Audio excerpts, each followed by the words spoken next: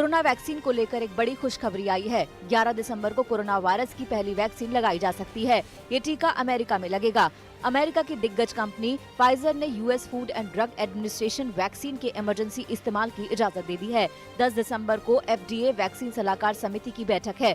उम्मीद की जा रही है कि एफडीए उसकी इजाजत दे देगी। अमेरिकी कंपनी फाइजर ने 95% कारगर वैक्सीन का दावा किया है। फाइजर के प्रमुख का दावा है कि अमेरिकी सरकार से इजाजत मिलने के अगले ही दिन वैक्सीन लगाने का काम शुरू किया जाएगा। उम्मीद है कि 11 या 12 दिसंबर से अमेरिका में वैक्सीन लगाने का काम शुरू हो जाएगा।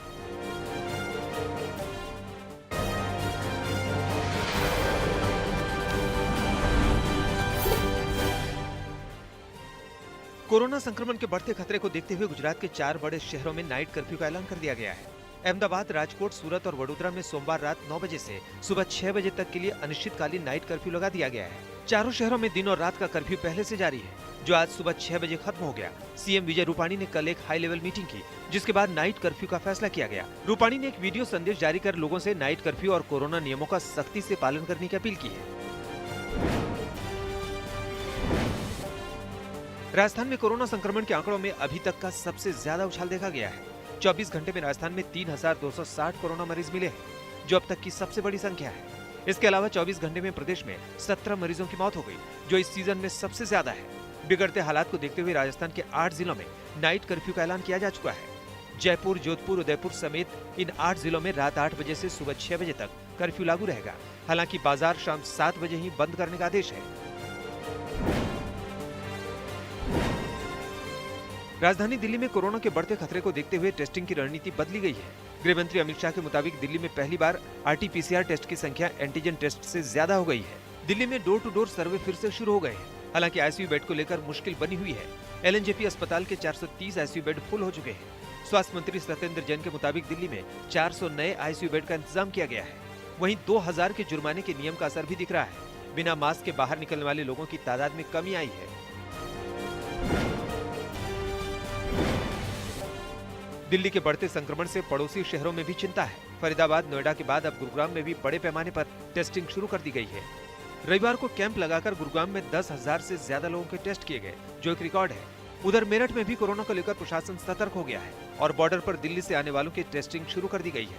अलीगढ़ के बॉर्डर पर भी हरियाणा और नोएडा से आने वालों की कोरोना जाँच की जा रही है।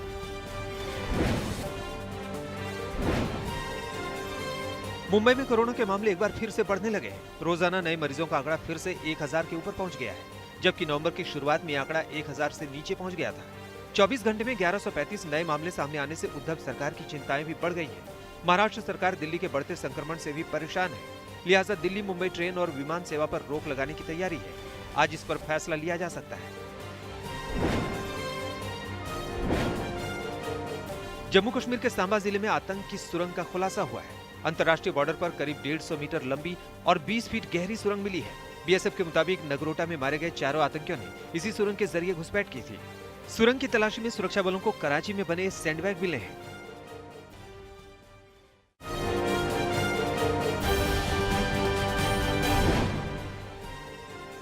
बीजेपी शासित राज्यों में लव जिहाद पर कानून लाने की तैयारियों पर एआईएमआईएम सांसद असदुद्दीन ओवैसी ने कड़ा एतराज जताया है। ओवैसी के मुताबिक ऐसा कोई भी कानून संविधान के खिलाफ होगा और उनकी पार्टी इसका भरपूर विरोध करेगी।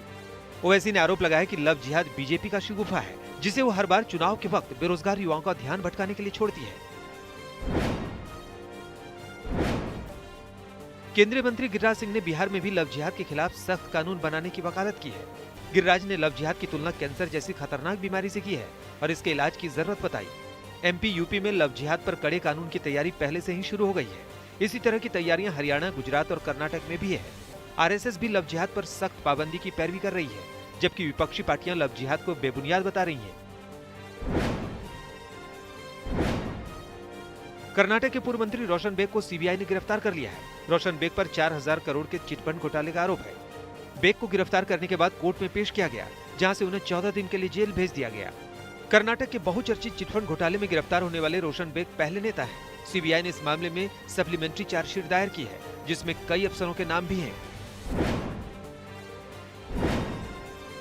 कपिल सिब्बल के बाद वरिष्ठ कांग्रेसी नेता गुलाम नबी आजाद ने भी पार्टी पर ही निशाना साधा है।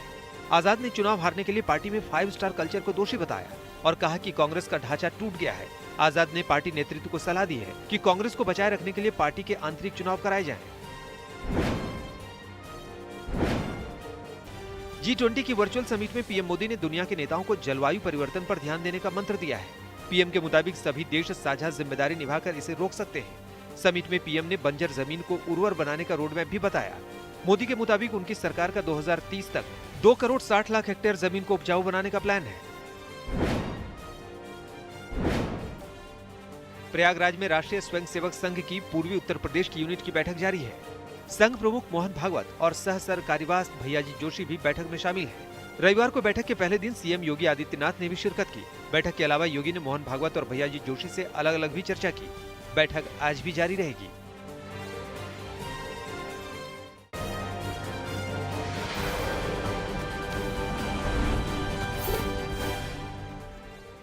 बिहार के नालंदा में बेखौफ बदमाशों ने दिन दहाड़े ठेकेदार और होटल व्यवसायी पर ताबड़तोड़ गोली मारकर हत्या कर दी।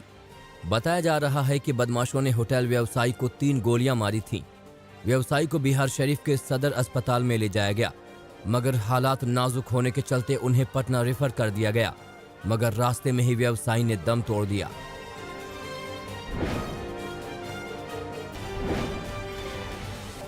पानीपत के पूर्व पार्षद हरीश शर्मा ने 19 नवंबर को पश्चिमी यमुना लिंक नहर में कूदकर अपनी जान दे दी। हरीश शर्मा का शव सोनीपत में खुबड़ू गांव के पास मिला। पुलिस ने शव का पोस्टमार्टम करा के शव परिजनों को सौंप दिया, मगर परिजनों ने शव को नेशनल हाईवे पर रखकर जमकर बवाल किया।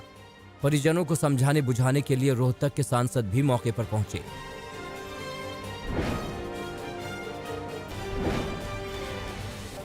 नोएडा के थाना 24 क्षेत्र में पुलिस ने बदमाश को मुठभेड़ के बाद गिरफ्तार कर लिया। पुलिस की माने तो पकड़ा गया आरोपी कई मामलों में वांछित था। एनसीआर में वो लूट की वारदात को अंजाम देता था।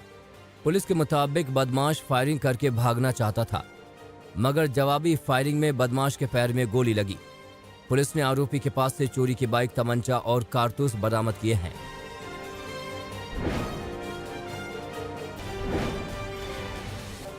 बाराबंकी में दलित महिला के साथ गैंगरेप की भयानक वारदात सामने आई है। मामला सुबेहा थाना क्षेत्र का है। जानकारी के मुताबिक यहां निर्माणाधीन पूर्वांचल एक्सप्रेस वे में पोकलैंड मशीन में काम करने वाले 2 आरोपियों ने महिला का अपहरण उसके घर से किया और सुनसान जगह ले जाकर महिला से गैंगरेप किया। महिला की शिकायत पर पुलिस एक्शन में आई और दोनों आरोपियों को पुलिस ने गिरफ्तार कर लिया है।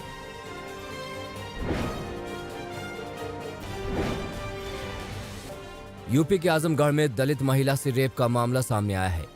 आरोपों के मुताबिक सैलून चलाने वाले गांव के ही युवक ने महिला से रेप किया।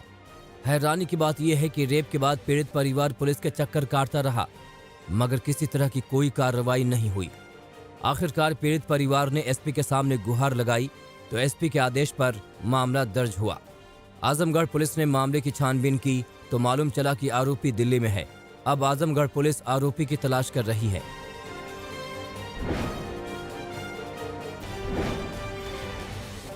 बिहार के किशनगंज में एक गांव में भीषण आग लग गई, जिसमें दर्जन भर से ज्यादा घर जलकर खाक हो गए। मामला पोठिया प्रखंड के टीवी झाड़ी पंचायत के नदियागच गांव का है। बताया जा रहा है कि एक घर में गैस सिलेंडर लीक होने की वजह से आग लगी और आग ने विकराल रूप धारण कर गांव के दर्जन भर घरों को अपनी चपेट में ले लिया। देखते ही देखते घर धधकने लगे, जिसमें लाखों का सामान जलकर खाक हो गया। कई मवेशियों के भी जलने की खबर है। भयानक आग पर काबू पाने के लिए बंगाल के इस्लामपुर से दमकल विभाग की गाड़ियां मंगानी पड़ी।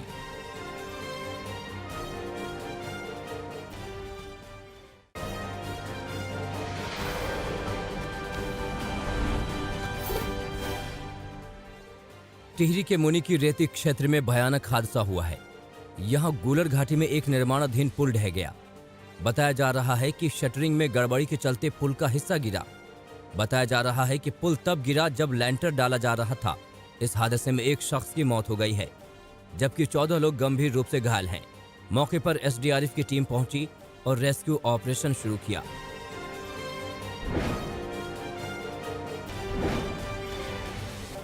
यूपी के रामपुर में एक होटल में संदिग्ध परिस्थितियों में एक शख्स की मौत हो गई। बताया जा रहा है कि मृतक अपनी कथित प्रेमिका के साथ होटल में रुका था। अचानक प्रेमिका की चीखने की आवाज आई कि उसका साथी बेहोश हो गया। तुरंत ही होटल के कर्मचारियों ने युवक को अस्पताल पहुंचाया, जहां युवक ने दम तोड़ दिया। अब शव को पोस्टमार्टम के लिए भेजा गया है। रिपोर्ट आने के बाद ही मालूम चल सकेगा कि शख्स की मौत कैसे हुई।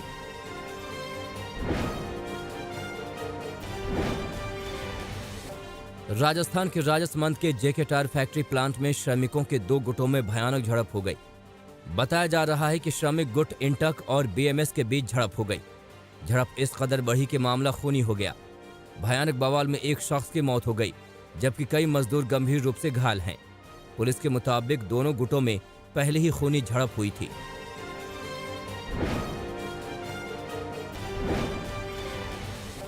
पश्चिम बंगाल के हावड़ा में कपड़ा फैक्ट्री में भीषण आग लग गई, जिसमें लाखों का सामान जलकर खाक हो गया। मामला सांकराइल के पोडा मिल का है। आग सबसे पहले भंडारण कक्ष में लगी, लेकिन आग बहुत तेजी से पूरी फैक्ट्री में फैली। धुआं फैलते देख लोगों ने दमकल विभाग को सूचना दी, मगर जब तक दमकल कर्मी मौके पर पहुंचते, तब तक फैक्ट्री जलकर खाक हो चुकी थी।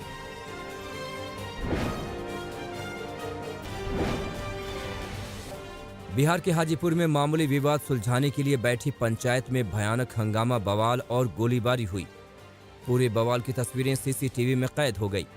जानकारी के मुताबिक जो पक्षों में मामूली झगड़ा हुआ था, जिसे सुलझाने के लिए पंचायत बैठाई गई, मगर पंचायत के दौरान एक पक्ष ने लाठी डंडा चलाना शुरू कर दिया। हालात इस कदर बिगड़े कि दोनों तरफ से लाठी डंडा, पत्थर और गोली चली। इस मारपीट में कई लोगों के घायल होने की सूचना है।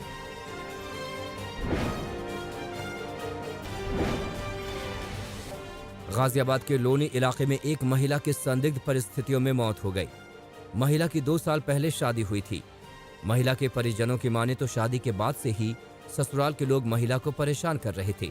परिजनों का आरोप है कि महिला की हत्या उसके ही पति ने की है। अब पुलिस मामले की जांच कर रही है।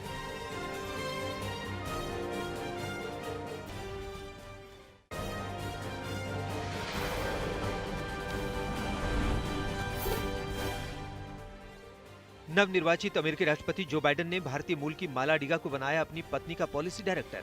बाइडेन की पत्नी जिल जनवरी में संभाल सकती हैं अमेरिका की फर्स्ट लेडी का पदभार।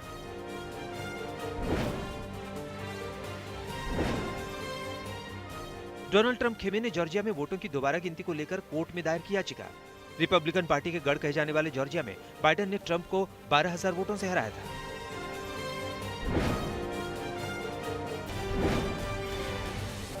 अमेरिकी विदेश मंत्री माइक पोम्पियो ने दोहा में अफगान सरकार और तालिबान के वार्ताकारों से की मुलाकात। हाल ही में अमेरिका ने अफगानिस्तान से अपने सैनिकों को कम करने की कही थी बात।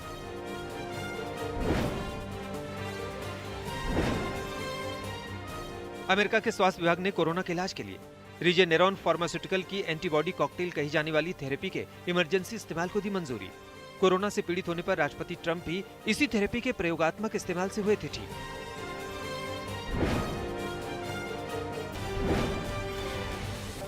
कोरोना वैक्सीन को लेकर चीन ने दूसरे देशों के साथ मिलकर काम करने की जताई इच्छा। राष्ट्रपति शी जिनपिंग ने कहा कि वो विकासशील देशों के लिए वैक्सीन को बनाना चाहते हैं सस्ती।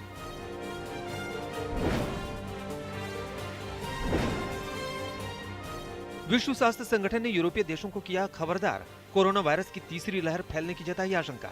WHO ने कहा वायरस को रोकने के लिए यूरोपीय देशों ने नहीं किए पर्याप्त उपाय।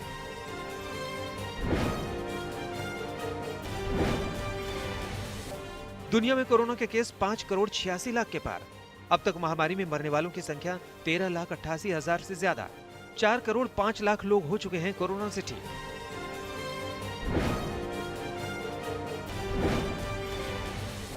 ब्रिटेन के वित्त मंत्री ऋषि सुनक ने क्रिसमस को लेकर कही बड़ी बात। कहा इस बार कोरोना के चलते फीका रहेगा ब्रिटेन में क्रिसमस। बता दें कि पिछले 1 महीने से ब्रिटेन में लगा है लॉकडाउन।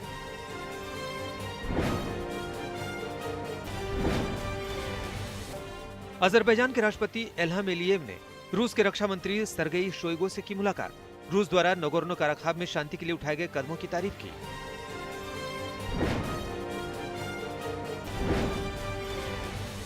जर्मनी की चांसलर एंजेला मर्केल ने चांसलर के तौर पर पूरे किए 15 साल। 2005 से लगातार बनी हुई है जर्मनी की चांसलर।